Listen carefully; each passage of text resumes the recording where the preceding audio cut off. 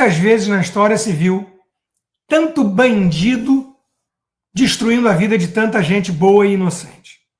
Anderson Torres, General Heleno, o próprio Bolsonaro. Você pode discordar do Bolsonaro, você pode achar que ele errou em várias coisas. Eu vejo, volta e meia, gente falando, se ferrou pelo que fez na pandemia. De novo, ele não está sendo julgado pelo que ele fez na pandemia.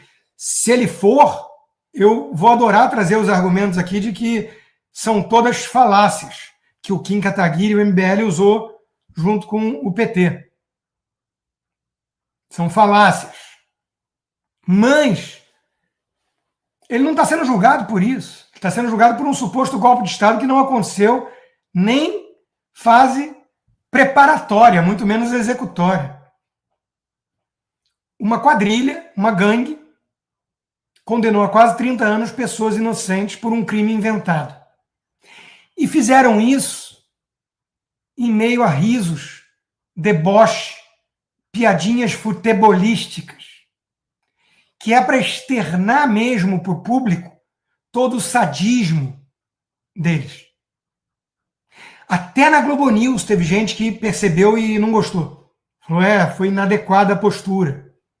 Até na Globo News. O Alexandre de Moraes estava tão aliviado depois do massacre do voto técnico do Fux, de horas e horas e horas e horas, dando aula para um aluno rebelde, que no dia seguinte eles ficaram trocando figurinha entre os 4 sofistas, suspeitos, o advogado do Lula, o ex-ministro do Lula que comparou Bolsonaro ao demônio, o tucano que é vítima no processo e odeia Bolsonaro de maneira totalmente visceral, e a Carmen Lúcia, que é uma baita de uma hipócrita, que a turma da imprensa adora pintar como moderada, democrata, e que no fundo substitui a carência de embasamento pela prosa feminista, repete o que o painho Gilmar Mendes manda e defende a censura. Até a segunda-feira de 2136. Hipócrita. Nos chama de 213 milhões de pequenos tiranos. Em qualquer país com uma mídia independente, essa senhora seria tratada pelo que é, sem nenhum respeito. Mas não é preciso ter bola de cristal, eu antecipei o voto dela quase ipsis literis, inclusive a cartada feminista. Logo no começo ela puxou. Estamos há 2000 anos caladas, mas eu vou permitir a parte. Até isso eu antecipei no dia seguinte, no dia anterior. Porque não é preciso ter bola de cristal. É previsível demais. Essa gente só tem isso. Só tem prosa, só tem narrativa. São falsos poetas frustrados. O que eles não têm é o que o ministro Fux apresentou. Embasamento de juiz, independência para votar de acordo com a Constituição. Inclusive, no momento de dosimetria, o Fux, coerente, uma vez mais, e sem, portanto, votar por pena alguma, ele usava da palavra para deixar mais uma vez claro que estavam condenando inocentes. O caso do Anderson Torres foi o mais gritante, que ele diz assim, ele tinha passagem comprada e carro alugado para o 8 de janeiro. Como é que acusam esse cara de golpe, forçando a barra com o 8 de janeiro? Era o G. Dias, que tinha que estar sendo julgado por algum golpe em janeiro de 2000, em 8 de janeiro. Então, meus caros, um dia muito triste para a história do Brasil. Perdoar os já condenados pelo 8 de janeiro, mais os que vierem a ser sentenciados, que foram, equivalerá a dizer que as instituições erraram, disse Dora Kramer. Exato. E agora só nos resta isso, né? Só nos resta lutar pela anistia. Eu não tenho grandes esperanças de que o Brasil vai parar, de que a prisão do Bolsonaro iminente vai fazer o povo ter uma epifania, ir para as ruas e nepalizar, ucranizar, nada disso. Não acredito em nada disso. Eles foram aos poucos domando a fera, sendo que não é muito fera, né? O pacato cidadão brasileiro, né? Eles foram normalizando o absurdo. Nossa real esperança reside na cavalaria americana, que se manifestou para valer. Para valer. Foram vários na linha do Jason Miller.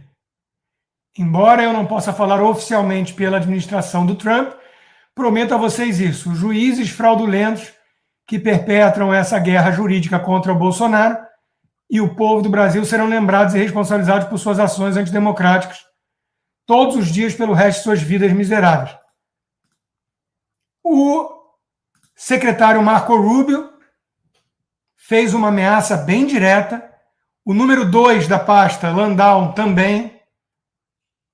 O Trump já se manifestou que está ciente do que aconteceu. A Maria Elvira Salazar, congressista aqui da Flórida, influente nessa reação toda ao operador totalitário do direito, ela foi a primeira a falar disso, também se manifestou de forma dura. A cavalaria americana está de olho no Brasil e está falando. Hoje a Mary O'Grady do Wall Street Journal me ligou, vai escrever matéria sobre isso. A turma está atenta. Mas, se depender dos governadores, são notas tímidas. Veja que o Tarcísio, lá no 7 de setembro, em cima do carro de som, eu gostei. Chamou as coisas pelos nomes, o Xande. Agora não. Agora, se não se pode transigir com a impunidade, também não se pode desprezar a presunção de inocência. Que começo de nota é essa? A história se encarregará de desmontar narrativas. A justiça prevalecerá. Tímido. Menos pior do que Ratinho e companhia, mas tímido. Se depender dos nossos governadores, não vem nada.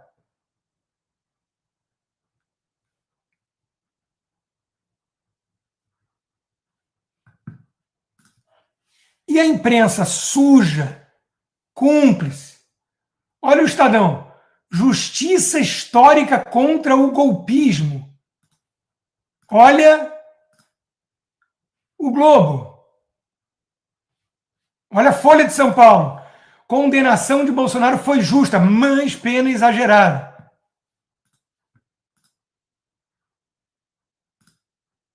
Olha o Globo.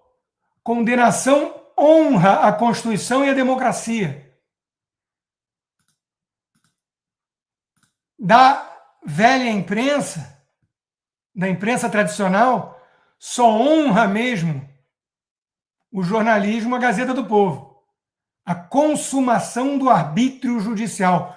Compare a Gazeta do Povo com os pares. O simbolismo do julgamento de Bolsonaro e sua condenação é devastador. Em vez de ser lembrado como reafirmação da democracia, ele se tornará referência negativa a um caso de estudo sobre como as instituições podem se afastar de sua missão para servir a propósitos de ocasião. Esperar o quê do Globo, né? Que além de fazer apologia às drogas, explica por que age como age, movido a alucinógeno. Uma só dose de LSD pode diminuir a ansiedade por 3 meses. Vai ver que é isso que eles tomam na redação. Olha o Sakamoto. Fux mantém Disney. Agora está liberado insinuar que ministro do Supremo vota por corrupção. Agora está liberado. Agora está liberado falar que ministro do Supremo é maluco. Imediatamente após o voto técnico do juiz Fux, começou a pipocar recadinho na imprensa. Perplexidade, voto maluco, incoerente. com esse penteado de Odete Reutemann, não poderia esperar boa coisa. Esse cara é jornalista, tá? Se eu não me engano, foi ou é do Globo. Renato Souza. Tá liberado ir para cima de ministro do Supremo, desde que seja o Fux. Os 4 ficaram trocando figurinha para alfinetar de forma indireta o Fux, na incapacidade total de contra-argumentar seus pontos. 4 sofistas e um juiz. Foi o título que eu dei à minha coluna de hoje da Gazeta, que daria uma boa série da Netflix cá entre nós. O que o Barroso foi fazer lá? Apareceu lá, né, no julgamento, para deixar claro, né, que derrotamos o bolsonarismo. Desconhecimento profundo dos fatos explica falar que foi perseguição política. De novo, só prosa, só narrativa, só afirmação vazia, corroborada pela Globo, pelo Estadão e pela Folha. Carece de substância. Mas derrotaram o bolsonarismo, inclusive confessando o crime. Barroso disse que foi isso que ele fez, num convescote de comunistas da UNE. Olha a nota da embaixada reproduzindo aqui o secretário Rubio. As perseguições políticas conduzidas pelo sancionado violador de direitos humanos Alexandre de Moraes continuam, uma vez que ele e outros membros do Supremo decidiram injustamente pela prisão de Bolsonaro. Os Estados Unidos responderão adequadamente a essa caça às bruxas. Estamos todos ansiosos por qual resposta virá. Enquanto isso, de onde menos se espera é que não vem nada mesmo, né? Olha o Amoedo mostrando que quem nasceu para lagartixa nunca chega a jacaré. O voto do ministro Fux acaba com a falsa narrativa de que vivemos em uma ditadura. Ao contrário, todos os brasileiros são livres, podem falar as maiores incongruências e não são calados. Aliás, bom, claro que o Amoedo não vai conseguir rebater nenhuma incongruência do juiz Fux, né? Mas esse foi o tom na imprensa e no PT, que hoje viraram sinônimos. Se o Fux votou contra os coleguinhas, isso prova que houve julgamento imparcial. Só na cabeça de um paquiderme, essa lógica vingaria. Fux estava justamente denunciando a ausência de um julgamento imparcial. Que seja apenas um em meio a outros mostra que os malignos predominam nessa corte. Claro, há 16 anos, nos últimos 20, somos governados por petistas, que indicaram a maioria dos ministros da Suprema Corte. O que esperar, né? Essa é a narrativa. A divergência é perfeita e indica que não há ditadura de toga. Não indica nada disso.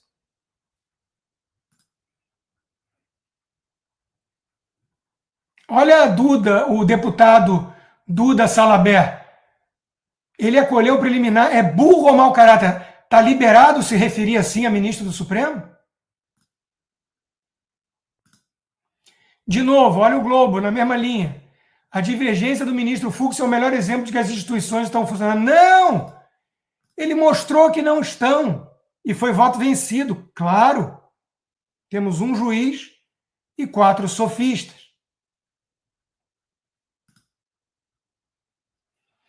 Chegamos ao limite da turma dizer que o silêncio de Bolsonaro era evidência de que ele agiu para o golpe. Agora, cá entre nós, advogados técnicos e caríssimos da defesa, né, que respeitosamente discordam da